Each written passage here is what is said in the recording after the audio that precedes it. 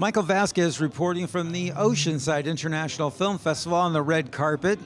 I've got Adam and Adam with the short film Let It Kill You. Yes. Adam and Adam, tell us a little bit about your film, how it came together, the challenges. Yeah, well, The challenges. well first I'll tell you what it's about. Let It Kill You is about a disaffected soldier who finds they take a prisoner hostage and in Mount Sinai Peninsula in Egypt, and the question arises, is the prisoner who he seems? Is he actually a prisoner? Yeah. What is that? Exactly. Yes. Yeah, it's actually it kind of is we had created a feature that we're still working on, and this is kind of a backstory of one of the characters. So we wanted to like take a piece of the feature and do a standalone backstory short film to kind of set up the feature. I always like that approach. Yeah. That's a good approach. Yeah. Yeah, it is. We didn't want to give away too much of the feature film because there's a lot of twists. It's a horror film in its core, but it's also like a Get Out where it's very much like an elevated horror film with a message.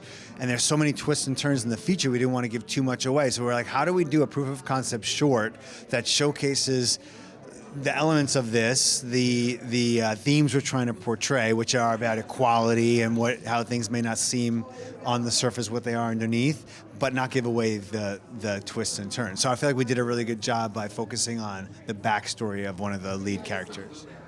I think that's a very effective approach.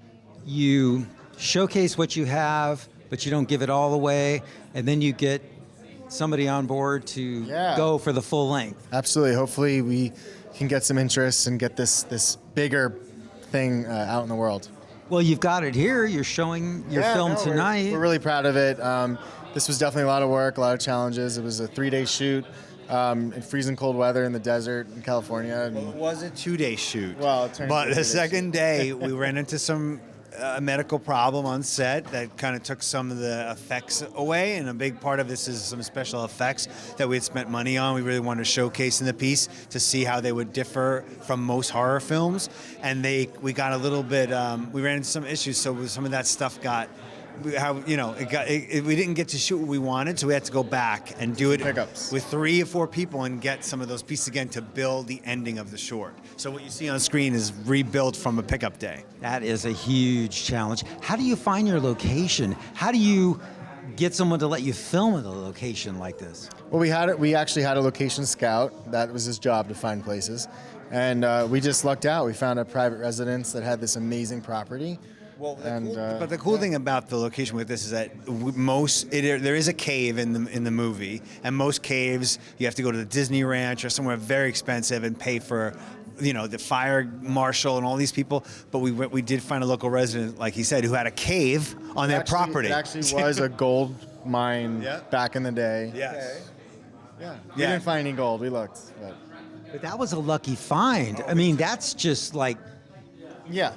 So that adds to the epic scale of what it feels like and looks like. But the one challenge about the cave was that because it was a gold mine, it wasn't a full cave of cavern. So it was like it went a certain amount and that was it. So we had to make the cave look like it was longer and more cavernous than it was to create the tension and build the tension. So that was a fun challenge. Are you happy that you've got it into a film festival? Are you touring with other film festivals currently? This is actually the tail end of the festivals for this film, so it actually was a really pleasant surprise to kind of have one more in this beautiful location. And it kind of helped because, once we ran in the festival circuit, we had a lot of interest, but there was a strike, as everybody knows, and then there was, that year after the strike was pretty iffy. So now that it's here again, and we've had some nominations, gratefully, we were able to reconnect with some of those people, and we have them reading it, some bigger companies reading it right now, and we're waiting to see if they might be interested in the feature. So this helped kind of reignite that, so we're super grateful. That's great. Thank you for being here to support your film. How do we connect with you online?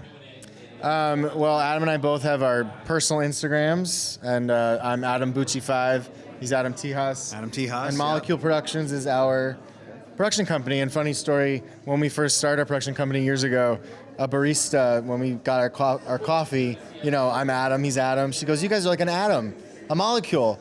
So Adam and Adam, different Adams, but we're like Molecule. I like that. So we formed our production company, Molecule. I like that. Nice. Also a website called AdamHussOfficial.com where you can find our Molecule page and our short films and more information on Let It Kill You as well.